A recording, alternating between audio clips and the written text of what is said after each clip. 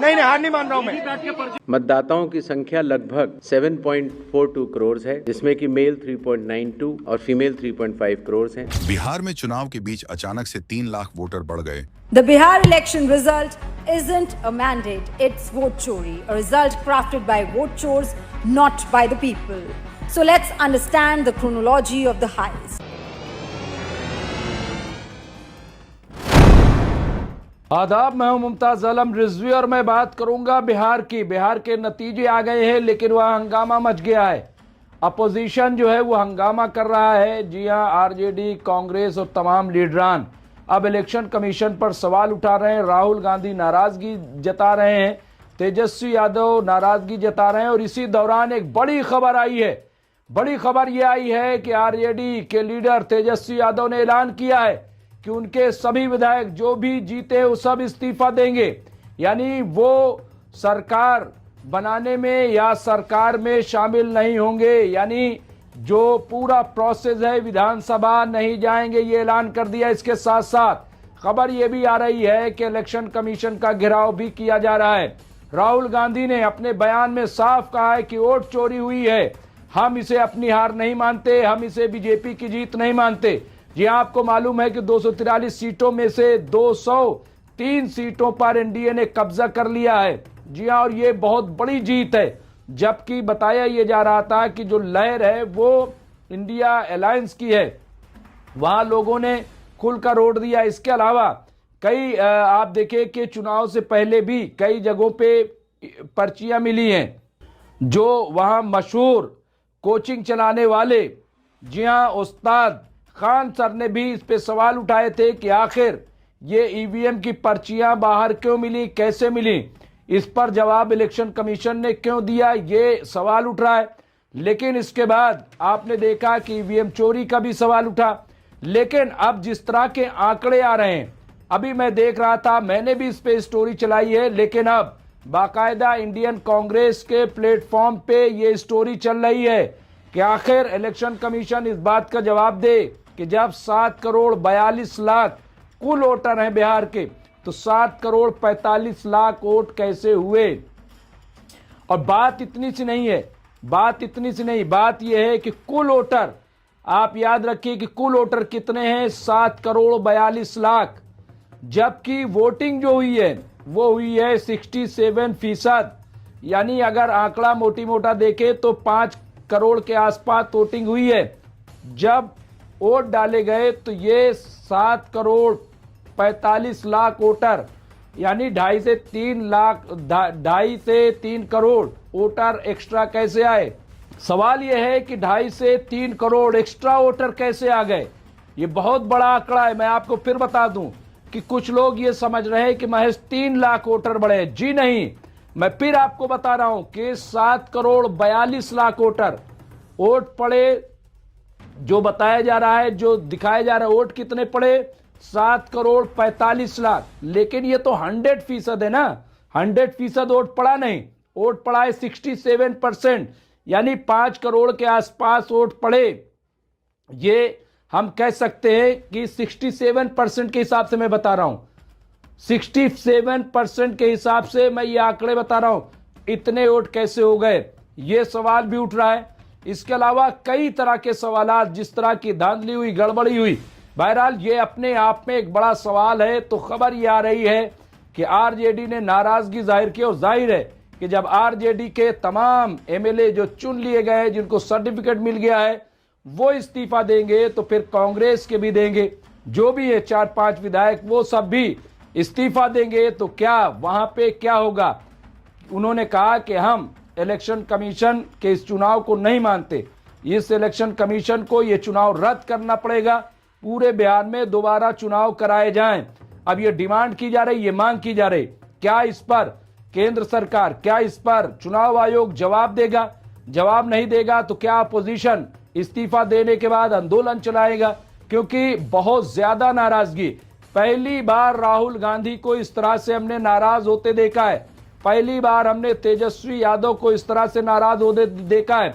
इससे पहले भी राहुल गांधी ने कहा कि हरियाणा में बेईमानी की गई, राहुल गांधी ने कहा कि महाराष्ट्र में बेईमानी की गई, और अब यहां बेईमानी, कर्नाटक में बेईमानी। याद होगा कि वोट चोरी को लेकर के राहुल गांधी ने कई खुलासे किए, कई इंकशाफात किए और सबूतों के साथ इलेक्शन कमीशन के सामने डाटा पेश किए, लेकिन उस पर कोई असर नहीं पड़ा। बात यह है कि एक एक घर में 300, 400 वोट, एक एक आदमी के नाम पे 100 वोट, ये सब कैसे हो रहा है?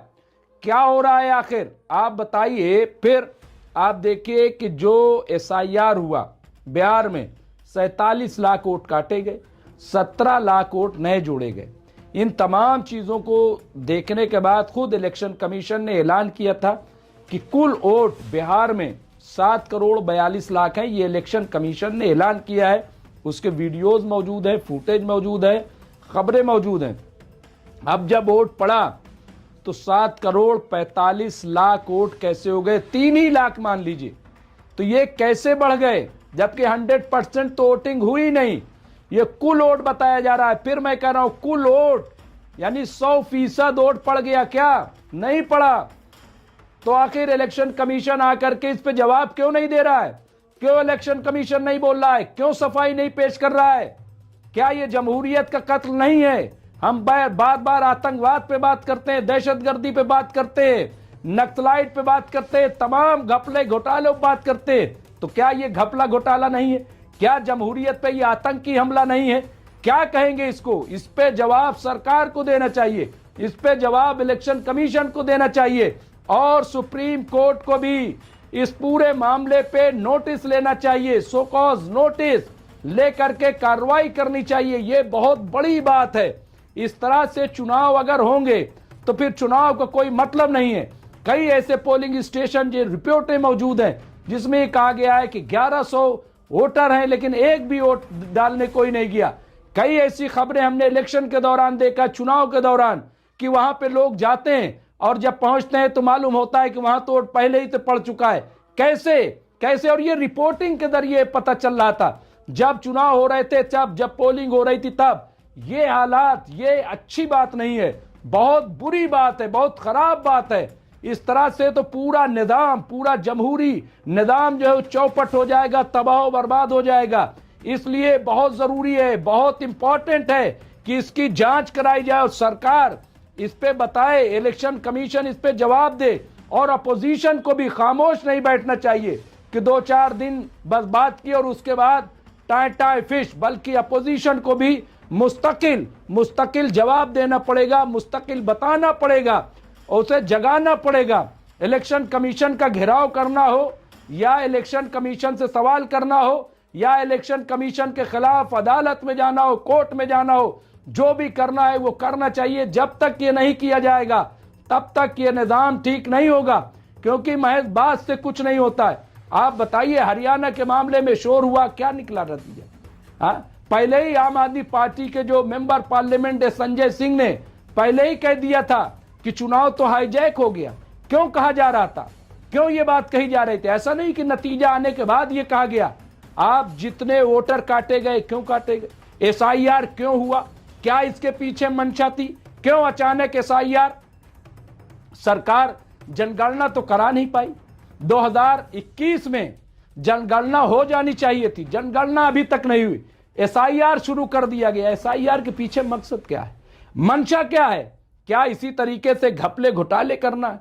क्या चुनाव को तबाह बर्बाद करना है? इसके खिलाफ आवाज उठनी चाहिए, मजबूत आवाज उठनी चाहिए। और ये जो फैसला लिया है तेजस्वी यादव ने, जैसा कि खबर आ रही है कि वो तमाम MLAs जो है उनके वो इस्तीफा दे रहे हैं। मुझे लगता है कांग्रेस भी इस तरह के फैसले लेगी तो इसके बाद जो चीजें तय होंगी, क्योंकि अब कांग्रेस भी इस बात को मान रही है। कांग्रेस भी यकीनन, आप देखिए वकला भी अब सामने आ रहे हैं, बड़े बड़े वकील बोल रहे हैं, अवाम की सतह से आवाज उठ रही है, लोग सवाल कर रहे हैं कि हमने वोट इनको दिया है, दूसरे पे कैसे चले गए। ये बहुत बड़ा घोटाला है, बहुत बड़ा घपला है। जिस तरह की रिपोर्टें आ रही हैं इसे कतई तौर पर बर्दाश्त नहीं किया जाना चाहिए। इसके खिलाफ आवाज उठनी चाहिए, बोलना चाहिए, क्योंकि अगर ऐसा हुआ तो फिर चुनाव से तो एतमाद उठ जाएगा, भरोसा उठ जाएगा और फिर चुनाव का कोई मतलब नहीं रह जाएगा। और जब चुनाव का कोई मतलब नहीं रहेगा तो जमहूरियत और डेमोक्रेसी का भी कोई मतलब नहीं होगा। लोग कह रहे हैं कि कि वहां पे चूंकि अडानी को 1080 एकड़ जमीन 1 रुपया सालाना लीज पर दी गई, उस जमीन को बचाने के लिए फैसला। इस तरह की बातें भी हो रही, ये अडानी को जिताने के लिए, ये यूं ही तो नहीं हो रही, हवा में तो नहीं हो रही। क्या वाकई ऐसा है? ये क्या लूट मची हुई है, कैसी लूट मची हुई है? और मुझे ऐसा लग रहा है कि बिहार में बहुत बड़ा गेम हो रहा है, और बिहार में नहीं पूरे देश में। इसलिए कम से कम बेदारी बहुत जरूरी है। मुझे उम्मीद है कि बिहार में जरूर लोग आवाज उठाएंगे और इलेक्शन कमीशन से उस वक्त तक सवाल करेंगे कि जब तक इलेक्शन कमीशन जवाब नहीं देता। जो भी होगा इस सिलसिले में हम आपको अपडेट करते रहेंगे। देखते रहिए एमएमसी न्यूज इंडिया। बहुत बहुत शुक्रिया।